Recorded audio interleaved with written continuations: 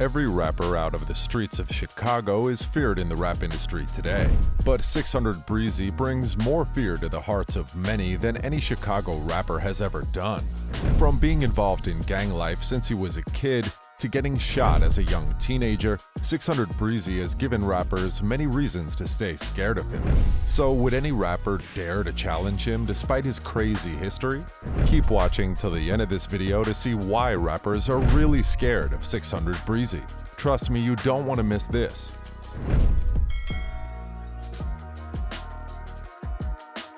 .600 Breezy gang history. Breezy's gang history has been one of the reasons why many rappers have learned to avoid getting in trouble with him. He grew up on the streets of Chicago, precisely from 600, with rappers like the late Fredo Santana, Chief Keef's cousin, and Lil Durk, who are all members of the Black Disciples gang. Breezy has been open about his gang affiliations, as he has previously shared that he and his family have been in gang life since he was born.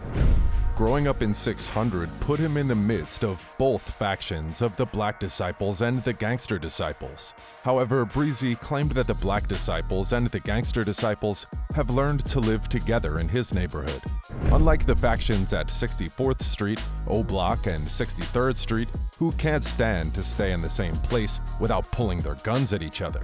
According to Breezy, the gang violence he had known while growing up never happened in his neighborhood, but in the outer hoods that couldn't keep the peace.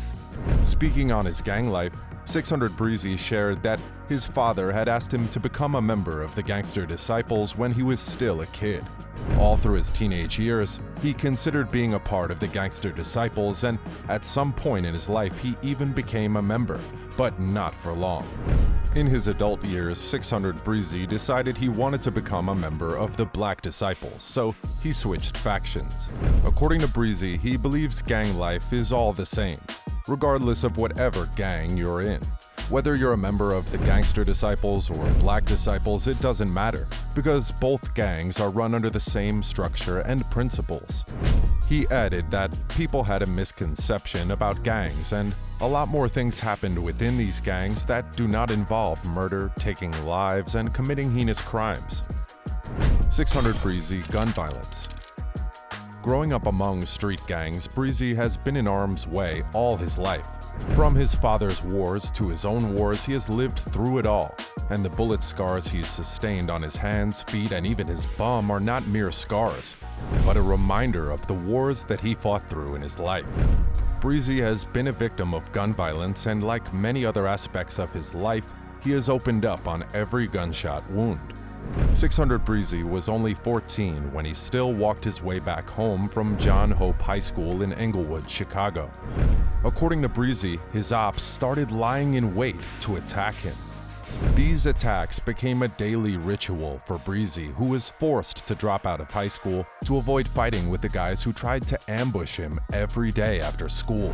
By the time he was around 16, he had become a target every day, as he was getting shot or attacked. And this time, they didn't have to wait till he got back from school because they knew he was now on the streets with them. He claimed that at that time, he wanted to move away from home, but couldn't because he didn't have enough money and was too young to fend for himself. Though his mom took him to a different neighborhood, it didn't change anything for Breezy, except the fact that he was no longer a daily target. However, he still remained a street gangster even in his new neighborhood. 600 Breezy further revealed that the first time he was ever shot was when he was 21 years old, and between the age of 21 and 23, he was shot 6 times. He got shot twice every year. While recalling his first gunshot wound, Breezy said he had just got out of jail when he was ambushed and shot in his hand and his foot. In the years that followed, he was shot in his foot twice and in his bum once. When talking about his experience with bullet wounds, he said, "That ain't nothing cool. I couldn't walk on my leg. I couldn't really walk for a while, especially when I got shot in my toward my hip area. I was in the house about 2 months, couldn't really do." The craziest thing a bullet wound has ever had him do was reopen his stitches while he was in bed with a woman.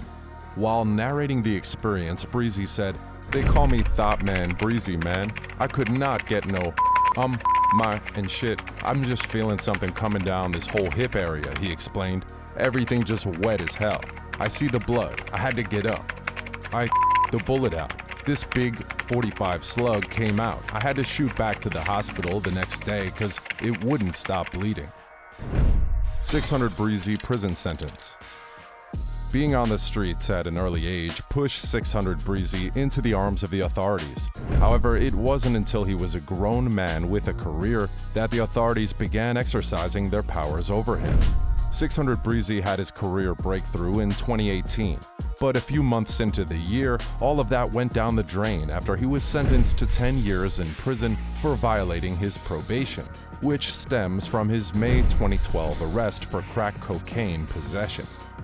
On May 30th, 2012, 600 Breezy and 5 other people were arrested in a drug raid in Waterloo, Iowa.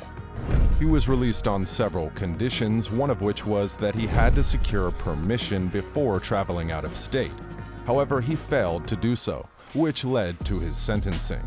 According to Breezy's team, he only had 3 months left on probation when he was allegedly penalized for smoking weed.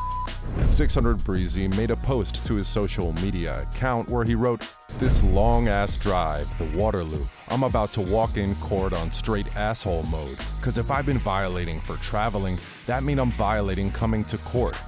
And the crazy part, my supervising PO in Chicago didn't violate me. Iowa did. After 5 years now, Iowa wanna all of a sudden step in."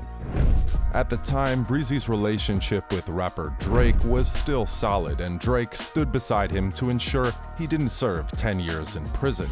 A leaked conversation from Drake revealed that he helped get him out of prison.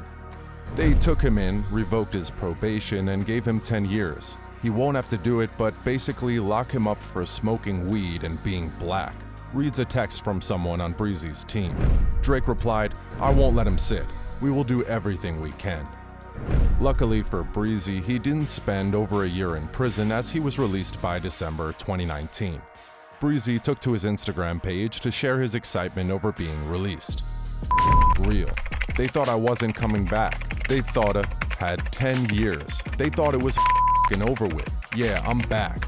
They thought it was over. Who got 10 years? They talking about. They thought I had 10 years. That's crazy." They thought I wasn't coming back. They thought I had 10 years. Would you be scared of 600 Breezy if you were a rapper? And do you think there's any rapper out there that can call his bluff?